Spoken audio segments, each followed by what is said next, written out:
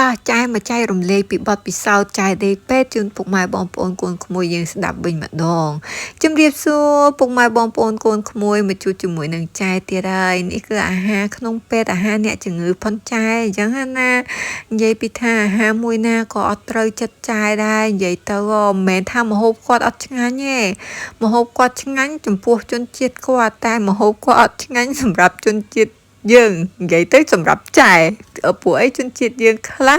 ក៏គាត់ចេះហូបម្ហូបគាត់ដែរអញ្ចឹងណាហើយមុនទៅដេកពេទ្យគឺថាចែអង្វះស៊ុបប៉ៅហ៊ឺមួយឆ្នាំ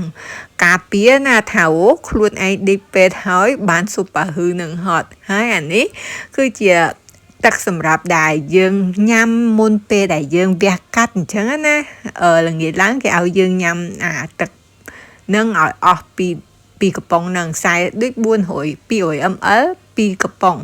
ហើយថ្ងៃឡើងជ្រុញក៏បានមកដល់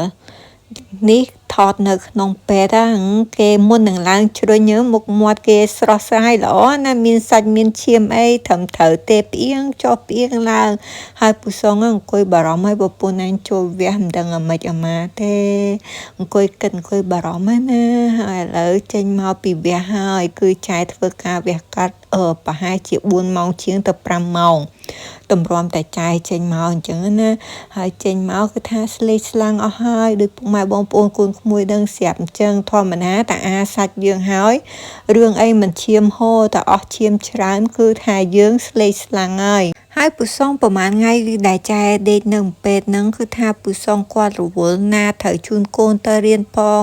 ត្រូវទៅយកកូនផងហើយត្រូវវិចបាយវិចទឹកមកឲ្យចែមួយថ្ងៃ3ពេលទៀតដោយសារតែចែអត់ចេះញ៉ាំម្ហូបគេនិយាយទៅចឹងទៅត្រូវតាពូសងគាត់វិចមកផឹកវិចមកម្ដងថ្ងៃវិចមកម្ដងល្ងាចវិចមកម្ដងនិយាយទៅមួយថ្ងៃ3ពេលហើយពូសងចេញចូលនឹងហើយចំណែកចែវិញគឺគេនៅលើក្រែហ្នឹងគឺទៅណាអត់រួចទេដៃទាំងសងខាងគឺជាប់ស្រោមនិយាយទៅដៃខាងនេះជាប់ស្រោមដៃខាងនោះក៏ជាប់មជុលដែរហើយធម្មតាយើងទៅវះកាត់អញ្ចឹងគឺគេអត់ឲ្យយើងដើរទេគឺគេដាក់សុងទឹកនោមយើងជាប់អាទឹកនោមផ្លោកទឹកនោមនឹងហើយជាប់អាប្រហូរឈាមចេញពីខាងក្នុងខ្លួនទេអាឈាមអាក្រក់ដែលគេវះអាឈាមសល់គឺត្រូវតែប្រហូរចេញមកអញ្ចឹងណាគឺនិយាយទៅបានតែងើបឡើងញ៉ាំអីហើយដេកទៅវិញនឹងឯងដើរទៅណាគឺអត់រួចទេសុខប្រមុខនៅនឹង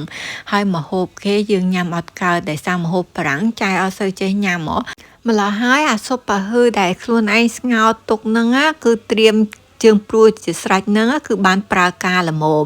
តែក៏មិនមែនហូបតែមួយមុខហ្នឹងដែរគឺហៅពូសងថាបងទិញបាយចុងកបងទិញអានេះបងទិញអានោះនិយាយទៅមួយថ្ងៃ3ពេលញ៉ាំអាហារបីខ្ចប់ទាំងអស់ដែលសារពូសងគាត់ក៏ដូចហាលវល់អត់ចង់ឲ្យគាត់ធ្វើអីច្រើនទេទៅទិញស្រាប់នៅសាមកផ្អប់មកគឺស្រួលហ្មងនិយាយទៅមួយហឹកហ្នឹងគឺចុះលុយដោយសារទិញបាយផ្អប់ពូសុងញ៉ាំផងកូនញ៉ាំផងហើយខ្ញុំញ៉ាំផងមួយថ្ងៃ3ពេលអញ្ចឹងណាគេចង់ញ៉ាំអីញ៉ាំទៅហើយនេះអំពងដែលប្រហូរឈាមចេញពីខាងក្នុងខ្លួនខ្ញុំហ្នឹងអាហ្នឹងខ្ញុំថតឲ្យមើលបន្តិចណាការពិតអាឈាមដែលប្រហូរចេញពីក្នុងខ្លួនខ្ញុំហ្នឹងឡើងអស់ប្រហែលជា1លីត្រពុកម៉ែបងប្អូនកូនក្មួយគឺច្រើនមែនតើអាឈាមអាក្រក់នៅខាងក្នុងខ្លួនហ្នឹងណានេះវាហូរម្ដងទីអីអញ្ចឹងទៅហើយសម្រាប់ថ្លៃពេទ្យវិញគឺថាខ្ញុំអត់មានអស់លុយ1រៀលពុះជា4ទេដោយសារតែរដ្ឋនៅទីនេះគឺគាត់ជួយប្រជាជនសូម្បីតែខ្ញុំមិនមែនជាប្រជាជនផងគាត់នៅតែជួយអញ្ចឹងណាគឺខ្ញុំដេកពេទ្យនឹង free ទាំងអាហារ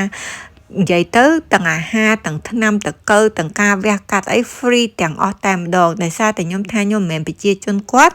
គឺខ្ញុំអត់ទាន់មានសញ្ជាតិអូស្ត្រាលីទេអ្នកដែលមានសញ្ជាតិអូស្ត្រាលីបានហៅថាប្រជាជនគាត់អញ្ចឹងណា